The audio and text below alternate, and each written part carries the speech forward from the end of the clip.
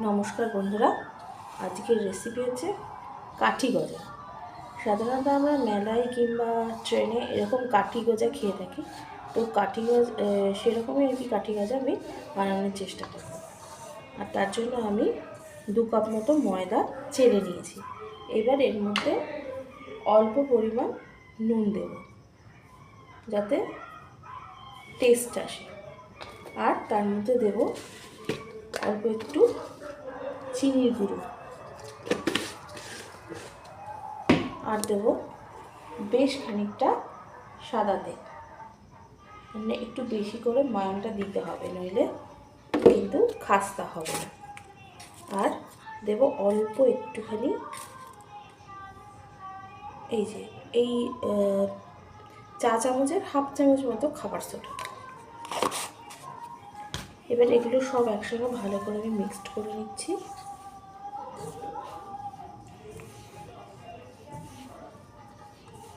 সব কিছু আমার ভালো করে মিক্স করা হয়ে গেছে। দেখুন, দলা করলে বেশ দলা হয়ে যাচ্ছে।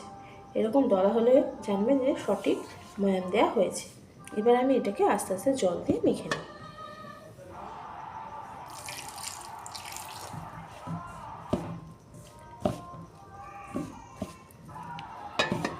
দেখুন বন্ধুরা, আমি খুব সুন্দর করে মেখে নিয়েছি আটাটাকে।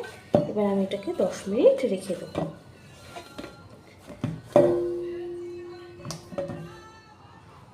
দেখুন বন্ধুরা, এবার আমি এই আটাটার থেকে ছোট ছোট করে লেচি কেটে নিচ্ছি। এবার লেচিটাকে আমি ভালো করে লম্বা করে নেব।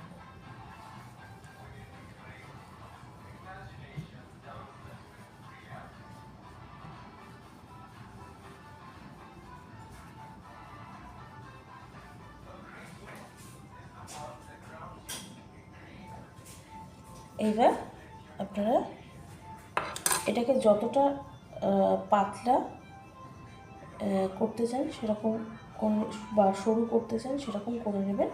তারপরে যতটুকুনি সাইজের করতে চান সেই অনুসারে ছুরি দিয়ে কেটে নেবেন। আমি মাঝারি সাইজের করছি।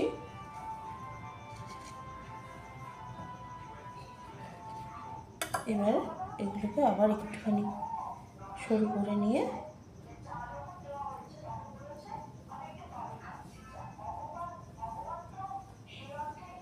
দেখুন বন্ধুরা, আমি বেশ কিছু এরকমভাবে কাঠি তৈরি করে নিয়েছি। এবার আমি এগুলোকে তেলে ভাজবো। দেখুন বন্ধুরা, আমার তেল গরম হয়ে গেছে। এবার এগুলো আমি আস্তে আস্তে ছেড়ে দেবো। একদম আঁচ কম করে এগুলোকে ভাজতে হবে, যাতে খুব সুন্দর করে এগুলো ক্রিস্পি হয়।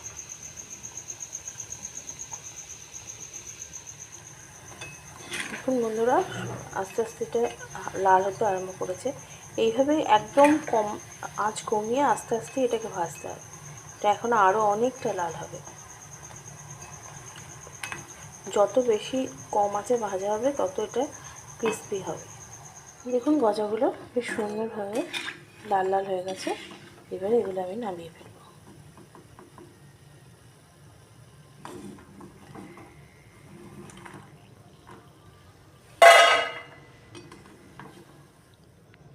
এবং এইভাবে আমি বাদ বাকি গজাকেও আমি ভেজে নেব। দেখুন বন্ধুরা, আমি চিনি করে রস তৈরি করে নিয়েছি। যদিও বা এই রসটা তৈরি করা আপনাদের দেখানো হবে না। 1 কাপ চিনির মধ্যে হাফ কাপ জল দিয়ে আস্তে আস্তে ফুটিয়ে এইভাবে চিনি রস তৈরি করেছি। এইবার আমি এর মধ্যে ভেজে রাখা গজাগুলো দিয়ে দেবো। এবার এটাকে আস্তে করে এরকমভাবে নাড়াচাড়া করে নেবো। এর মধ্যে দিয়ে এটাকে তুলে নেব। দেখুন বন্ধুরা, রস থেকে তুলে নেওয়ার পর একটু ঠান্ডা হয়ে গেলে এগুলো ঠিক দোকানে যেরকম চিনি গজা হয় ঠিক সেরকম হয়ে গেছে। এবারে এটা আপনারা কৌটোর মধ্যে রেখে দিয়ে 2-4 দিন ধরে খেতে পারেন।